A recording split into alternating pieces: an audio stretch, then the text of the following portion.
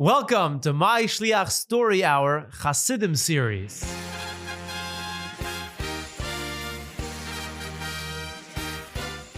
Teire Kinderlach, we are continuing in our series of Reb Mendel Futerfas. The past couple of episodes, we discussed who Reb Mendel Futerfas was and the activities that he did with Mesiras Nefesh until eventually he was arrested and sent to Siberia. We've shared a lot of stories of different incidents that happened to Reb Mendel while he was in Siberia, in the gulags. And how do we know this? Because after Reb Mendel was freed and was a mashpia in Kfar Chabad, in the Yeshiva over there, he would farbring with the Bachrim. And Reb Mendel lived by this that the Baal Shem Tov told us, that everything a person sees or hears, he has to take as a lesson in his Avodas Hashem. So Reb Mendel shared all those stories, both the stories that he heard and the stories that he participated in that happened to him, to teach us a lesson in Avodas Hashem.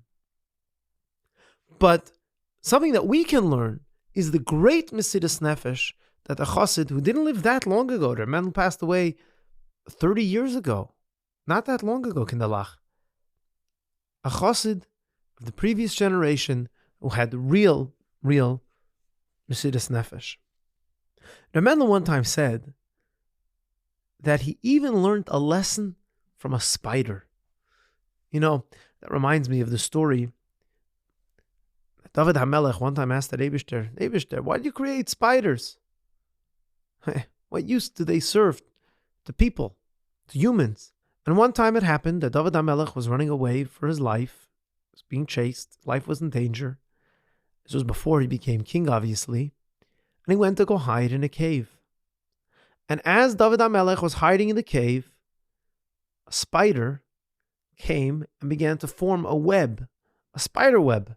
You know, sometimes you see them in the corner of a room or a house that hasn't been touched in a long time, hasn't been cleaned out. These spider webs, they're sticky and yucky. And the spider began to form its web through the opening of the cave, back and forth and up and down, until it eventually created a big, beautiful web.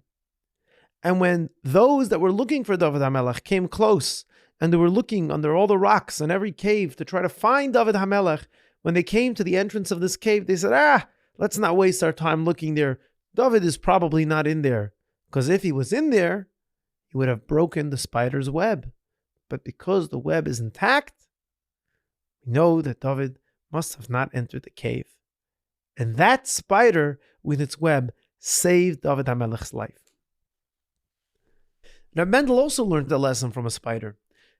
He shared with the Bachrim that one time when he was in the gulags, and he was in his barrack, he noticed a spider forming its web in the corner. It was going around patiently and slowly until it completed this big, beautiful, elaborate spider web. And then it waited. The spider waited patiently until a fly flew right into the web and got stuck in the spider's trap.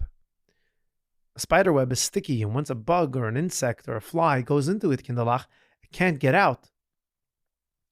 And now the spider had what to eat for lunch, or supper, or breakfast, whatever time of the day it was, or maybe perhaps a shalosh. But even after the bug was caught in the spider web, the spider did not budge. It did not try to catch it. It remained in its place and watched the fly struggle. Only after the fly finally gave up, it stopped fighting to try to get out of the spider web. Then the spider emerged from its hiding spot to consume and eat up the fly. Reb Mendel Futerfas said, you know what I learned from this? He said, sometimes the Yetzer Hara does the same thing. It sets a big trap for us. And sometimes we fall into the trap. But as soon as we realize we fell into the trap, we start fighting to get out of the trap. We realize that the Yetzer Hara put us in a position which we're not supposed to be, and we struggle and we fight and we try to get out, to go back on track, to act the way a Yid is supposed to act. But sometimes it's a hard struggle. Sometimes it's easier to get into the trap than it is to get out of the trap, says Reb Mendel. And unfortunately, after fighting for so long, we give up. And that's what the Yetzer Hara is waiting for. He's waiting for the Yid to stop putting in effort to stop fighting. When that happens, the Yetzer Hara comes and overtakes us. This is what the Alter Rebbe tells us in Tanya, what the Beinoni is. The Beinoni is forever struggling. He's forever fighting. He's forever trying to get out of the trap of the spider of the Yetzer Hara. That was a lesson that Reb Mendel Futerfas learned. While he was in this dark, scary, terrible, horrible place where he had to work very hard and he was far away from his family and he didn't have any, and he barely had any food to eat. And he had a hard time davening. And one time it was so cold while he was putting his tefillin on outside while he was going to work. It was so cold that the ritzuas, the straps of the tefillin, snapped. They froze and they cracked. They broke. You know what the ritzuas are? The string, the leather strap that goes around your tati or a bar mitzvah bacher's arm, on the shalyat tefillin, or that hangs down from the shoresh tefillin. So it's usually soft and you're able to move it around softly. But when it froze, it became stiff because it was so cold, and it snapped. And Reb Mendel didn't have kosher tefillin to put on during that while.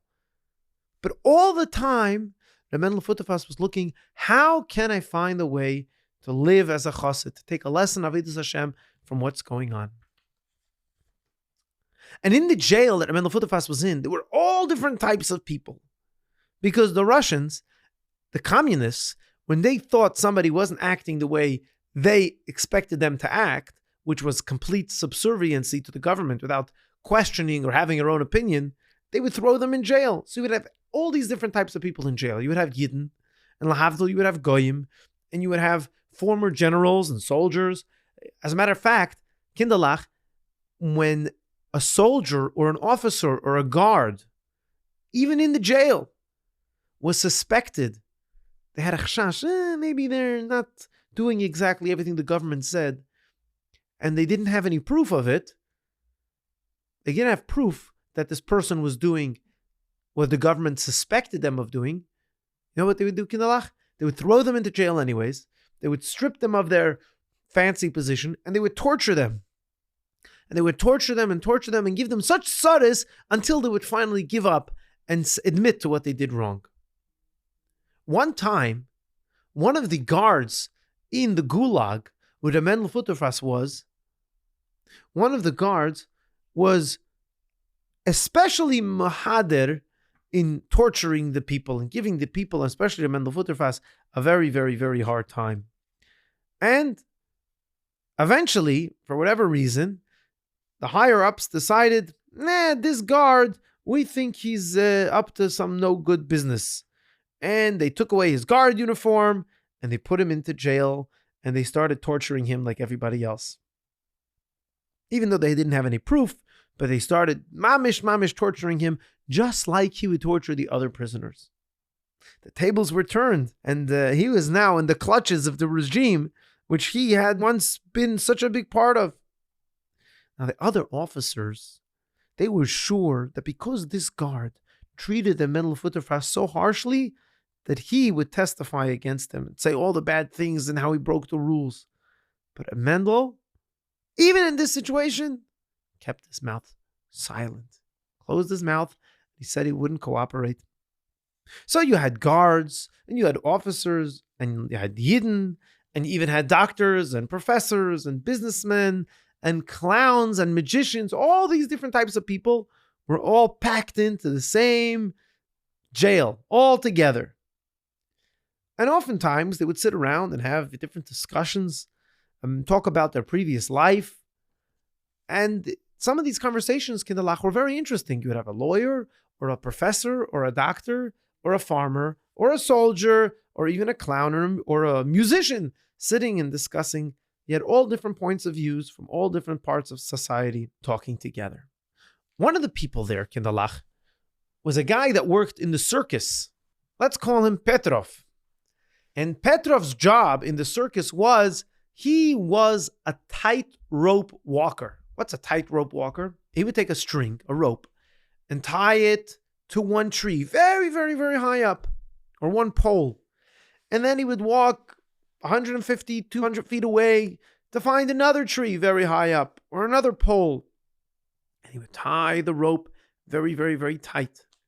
And he was telling everybody in the jail, in Zen, I would climb up with very big ladder, and I would stand on the rope, and I would go from one side all the way to the other side, and I would even dance in the middle and jump up and down, and sometimes I would even do the jumping jacks.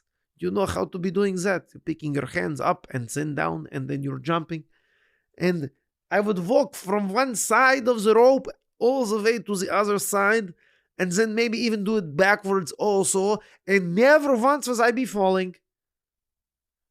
And then Stefan would ask, I don't understand. How can you be walking on this rope? You probably have a seatbelt or something tying you to the rope so you don't fall down. What if you sleep? That is exactly the point I'm explaining to you.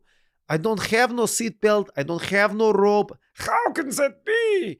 If you fall down, you can ruin your whole entire day or month. Yeah, I was once told that there was a guy that was trying to walk on the side of a building, and then the big wind came and it blew him off, and he hurt his head in the process. So how can you do this? I think you're making this up, and you're trying to tell us a Baba Maise. Yeah, he's selling us a Baba Maise. What you talking about? I was a real magician. I was walking the tightrope. Sometimes I would walk in between the trees, and sometimes I would be walking in between the buildings. Listen to me. I make a deal with you. If you're not believing in me, I'm making you performance. One day, we get rope, we get very big tree, we get very, very large, enormous ladder that very high up in altitude, and I climb it up, and I'm showing you how I be doing this. But Kinderlach, when would they have time to put on a performance? Well, one day, Chiddush Adar, shortly after Purim, after Stalin died, or the day that Stalin died, if you recall in a previous episode, we discussed how the Rebbe was involved with helping the Yidden, saving them from the doctor's plot. And when the Chassidim sang Hurrah by the Farbrengen in 770, that led to the demise, to the death of Stalin. Anyhow, on the day of Stalin's death, the guards gave the prisoners a day off. A day off? They haven't had a day off ever. What a day of celebration. So they all came together, and everybody was going to show off what they were good at. They had like a big talent show. You know, sometimes in camp you have a talent show. This guy knows how to juggle, and this guy knows how to sing, and this person can make cartwheels, and the other person knows how to fix a Rubik's Cube. So they had some type of talent show between all the criminals. And Petrov found the rope, and he found the ladder, and he found a tree that was tall enough and strong enough to hold his weight, and he climbed up, and he tied the rope from one tree, and then he walked all the way to the other tree, and he tied the rope. And sure enough, at 2:30 in the afternoon, everybody was going to gather in the prison in Siberia, in the Gulag, to watch Petrov walk the tightrope. Because remember, some of these people in the prison were mamish pashat people. They never went to a circus in their life, and there was no pictures or videos of a circus going around. So they had no idea if this was actually true, or Petrov was trying to do something that he never did before, and would chas v'shalom fall down and hurt himself. Sure enough, at 2:00, with great anticipation, everybody gathered around. Petrov slowly climbs up the ladder to the tree, where the rope was tied. And all of the prisoners are singing, Petrov, Petrov, maybe you should come down. You don't want to hurt yourself. Petrov, come on, let's go. I wish we had some vodka. We could make a toast to Petrov, but there's no vodka here. What can we do? Petrov gets onto the rope. He's a little bit out of practice. He's been in jail for a while. He's a little bit tired and hungry. He's a little bit wobbly in the beginning, but eventually Petrov gets his bearings, and he starts to walk across the rope. And a hush falls on the crowd. Everybody's quiet. They're looking up, their eyes wide open, their jaws are dropping. Petrov walks from one side of the rope all the way to the rope tied on the other tree, when the entire crowd breaks out to a huge applause. Bravo, bravo! But Petrov wasn't done yet. He started now to walk backwards and hopping his way towards the other tree. And then he started dancing on the tightrope, jumping up and down, and even doing jumping jacks, till he made it back to the other side of the rope. Petrov climbs down the tree and takes a big bow, and everybody comes and taps him on the back. This is amazing. We never thought you can be doing such a thing. I know, it is absolutely fabulous. I don't know how you do this. Maybe you have invisible rope, but Petrov, you do a very good job. Bravo to you. And after everybody, congratulates and pats Petrov on the back, Mendel Futerfas sees Petrov in a quiet corner and goes over to him and says, Petrov, I have a question for you. How did you do that? How did you not get scared? How did you not fall? What is your trick? What is the secret to help you stay focused, to keep you safe so high up on the tightrope? Listen, Rabbi, very simple concoction I have here. Very simple formula. You see, if I be looking down on how far the pavement or the ground is, then I get very scared and I won't be able to move on. So I cannot be looking down. I have to be very focused to know that I have to get to the next tree. And I keep my eyes locked, laser focus vision on the next tree. I don't look down. I don't look to the sides. I keep very, very focused on where I need to go. The moment I get out of focus, if I get out of focus, it's no good. You have to always be in focus, never out of focus. And when I stay focused on where I need to go, then I don't get scared. That's how I do it, Rabbi. Reb Mendel shared the story with the Chassidim and said, Hi, Chassidim. This is a lesson for each and every one of us in our Avodas Hashem. Life is a tightrope. What does it mean that life is a tightrope?